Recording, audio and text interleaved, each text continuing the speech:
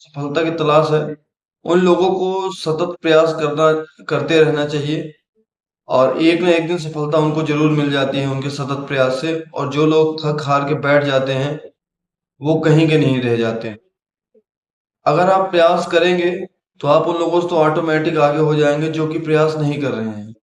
ऐसे ही ये कहानी है एक राजा की, जो कि बहुत ही प्रतापी हुआ करता था और बहुत ही बुद्धिमान राजा था। एक बार उसके पड़ोसी मुल्क के राजा उस पर आक्रमण कर देते हैं और वो राजा बुरी तरह से हार जाता है और घायल हो जाता है। और घायल होके कैसे भी करके अपना जीवन बचाने के लिए वहां से भाग खड़ा होता है। और उस राजा के सैनिक उसका पीछा करते हैं और राजा अपना जीवन बचाने के लिए एक गुफा में छिप जाता है।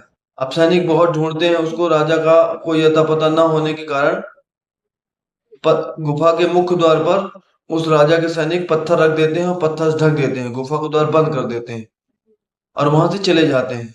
राजा इतना थक हारा और घायल हो चुका था कि उसे कुछ करने की सुध नहीं थी।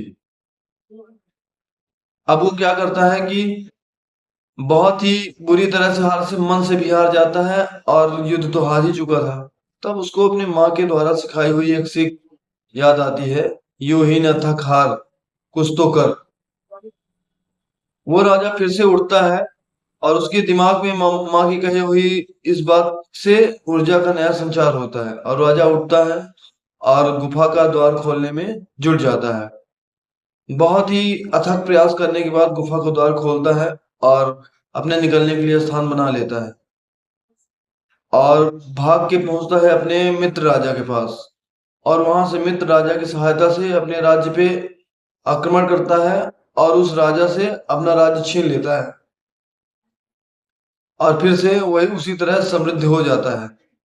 तो इस कहानी से हमें ये सीख मिलती है कि हमें ऐसे ही हार थक हार के नहीं बैठना चाहिए, कुछ ना कुछ करना चाहिए ताकि हम जीवन में आगे बढ़ते रहें और सफलता का मार्ग यही है कि सतत प्रयास करते रहना चाहिए।